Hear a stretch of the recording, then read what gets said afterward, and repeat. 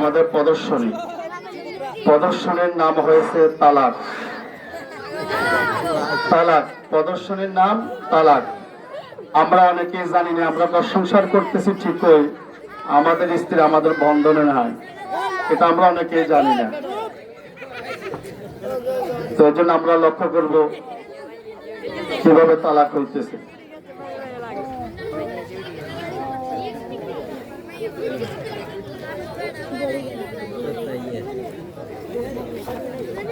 কাজে কাজে সে অতিষ্ঠ হয়ে গেছে, ভালো লাগছে না।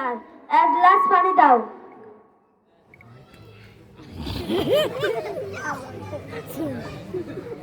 আমি পারবো না, তুমি নিয়ে খাও। কতদিন যাবত বলতেছি একটা মোবাইল নিয়ে দিতে, আজ পর্যন্ত কোনো খবর নেই।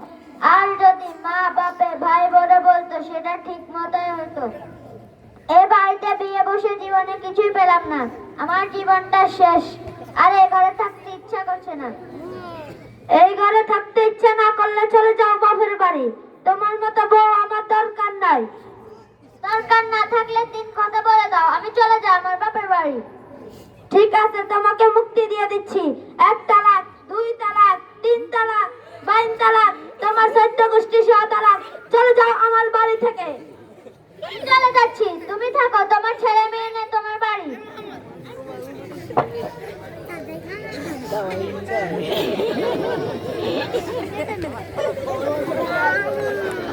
ওই যে উড়িয়া যাবে, ইসে উড়িয়া যাবে, উড়িয়া যাবে।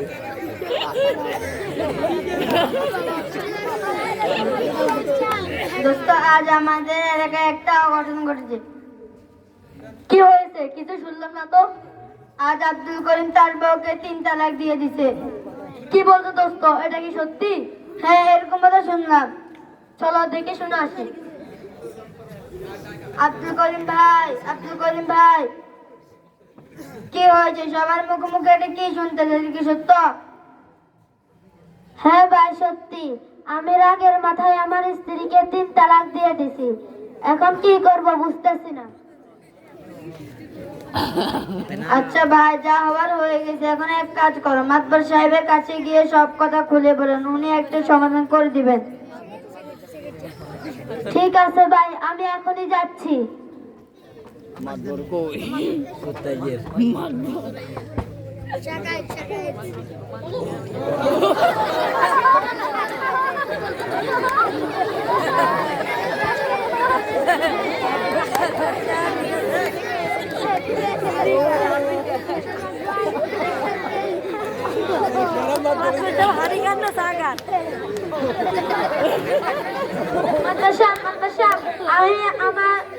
আমি রাগের মাথায় আমার স্ত্রীকে আমি একটা বড় ভুল করে ফেলেছি।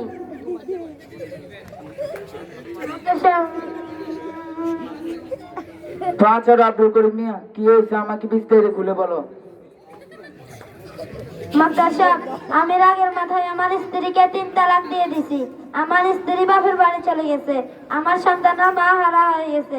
মাক্কার সাহেব, আপনি যেইভাবে হোক একটা সমাধান দিয়ে দেন, যেন আমার স্ত্রীকে ফিরে আনতে পারি। বেটা, তুমি তো পুরো অঘটন ঘটায় ফেলছো।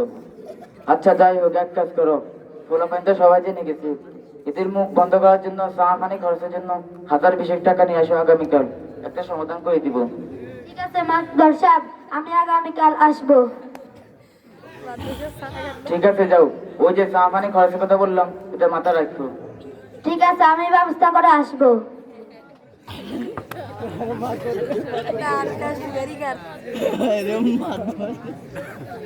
আব্দুর রহিম, যেটা শরীয়তের বিষয়, তুমি ইমাম সাহেবকে একটু ডেকে নিয়ে আসো।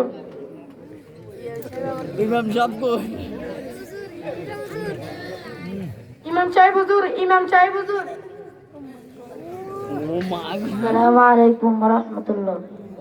ওয়ালাইকুম আসসালাম। আপনাকে মাদ্রাসা সাহেব ডাকছে। ঠিক আছে, চল।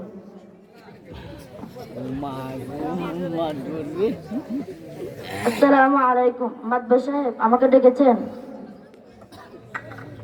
হ্যাঁ ডেকেছি, ছোটখাটো একটা বিষয় নিয়ে। বিষয় হচ্ছে আব্দুল করিম রাগের মাথায় তার স্ত্রীকে 3 তালাক দিয়ে দিচ্ছে। এটা তো বর্তমান আমাদের সমাজে প্রায় ফেমিলিতে ঘটে। আপনি সহজে একটা সমাধান দিয়ে দেন, ওরা যেন পুনরায় সংসার শুরু করতে পারে।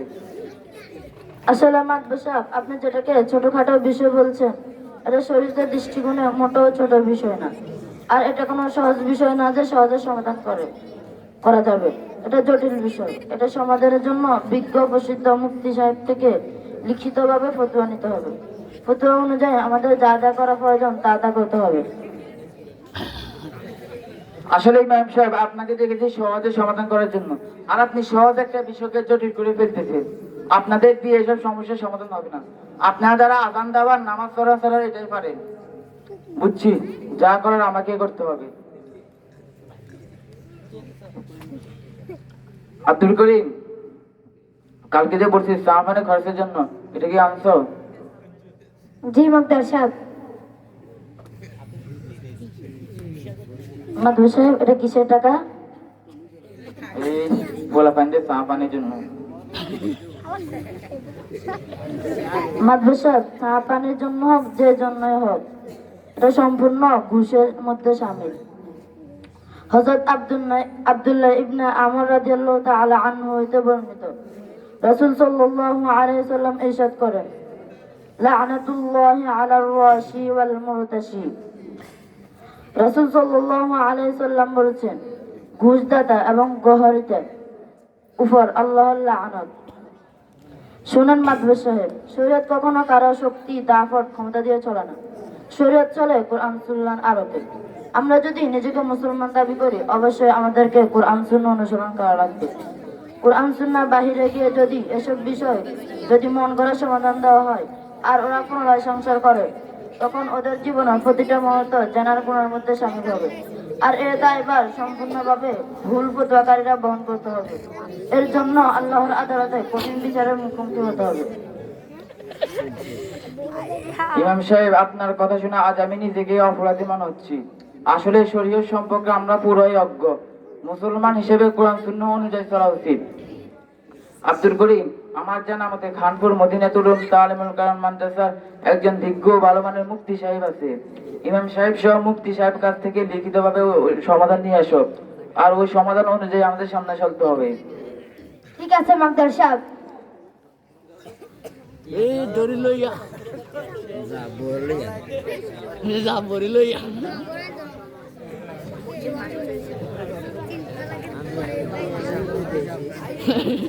মাতবরও তো টেয়ালে চলে গেছে কই।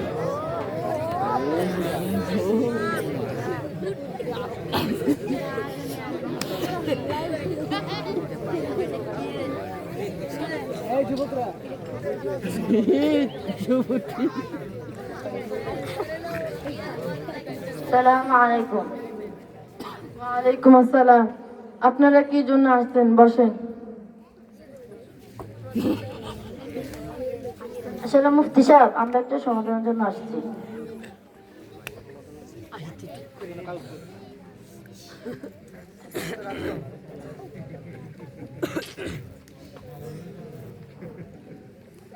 আমি নিম্নে স্বাক্ষরকারী মোহাম্মদ আব্দুল কারিম, পিতা আব্দুল সত্তর, মাতা ফাতেমা বেগম, গ্রাম খানপুর, থানা বেগমগঞ্জ, জেলা নোয়াখালী।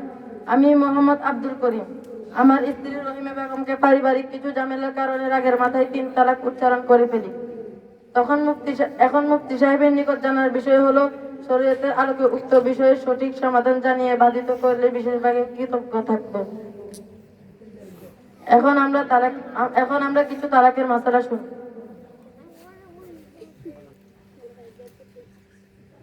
হযরত আব্দুল্লাহ ইবনে ওমর রাদিয়াল্লাহু তাআলা আনহু হতে বর্ণিত, রাসূল সাল্লাল্লাহু আলাইহি ওয়াসাল্লাম ইরশাদ করেন, আবগাদুল হালালি ইলাল্লাহি তালাক।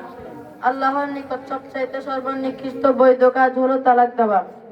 আমাদের দেশে এমন কিছু প্রচলিত শব্দ ব্যবহার হয়, যে শব্দগুলো ব্যবহার করলে অবস্থার পরিপ্রেক্ষিতে বা নিয়তের কারণে তালাক পতিত হয়ে যায়, অথচ এই বিষয়গুলো আমাদের জানাও নেই। যেমন স্ত্রীকে রাগের মাথায় বলল, তুমি বেরিয়ে যাও, বা বাপের বাড়ি চলে যাও, তুমি এখান থেকে চলে যাও, তুমি এখান থেকে উঠে যাও, তোমার রশি আমার হাতে নাই, তুমি অন্য স্বামী দেখো।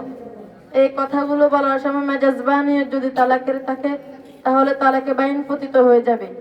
আর বাইন তালাক হয়ে গেলে বিবাহ বিচ্ছিন্ন হয়ে যায়। বিবাহ নবায়ন করতে হয়।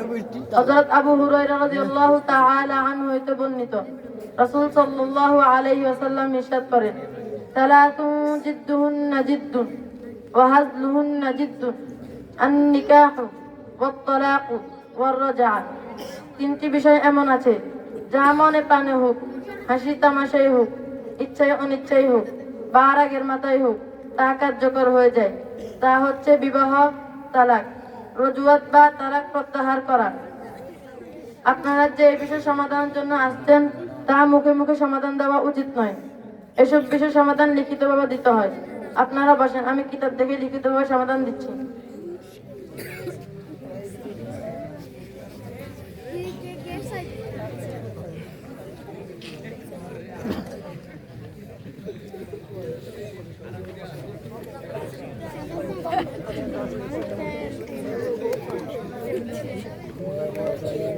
আপনার প্রশ্নের আলোকে কোরআন সুন্নাহ অনুযায়ী সমাধান হলো, আপনার স্ত্রীর উপর 3 তালাক পতিত হয়ে আপনার বৈবাহিক সম্পর্ক সম্পূর্ণরূপে বিচ্ছিন্ন হয়ে গেছে।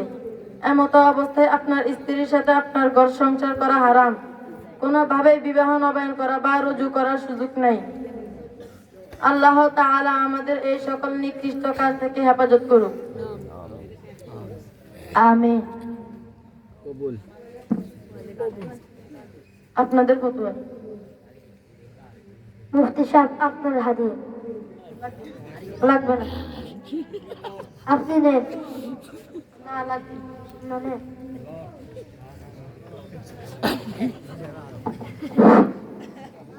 সবাই বলি মাশাআল্লাহ। আমাদের আজকের এই প্রদর্শনীর রূপকার হাফেজ মাওলানা রাশেদুল ইসলাম ও কারি নাসির সাহেব। আমরা ওনাদের জন্য দোয়া করব, যারা প্রদর্শন দেখেছে তাদের জন্য দোয়া করব।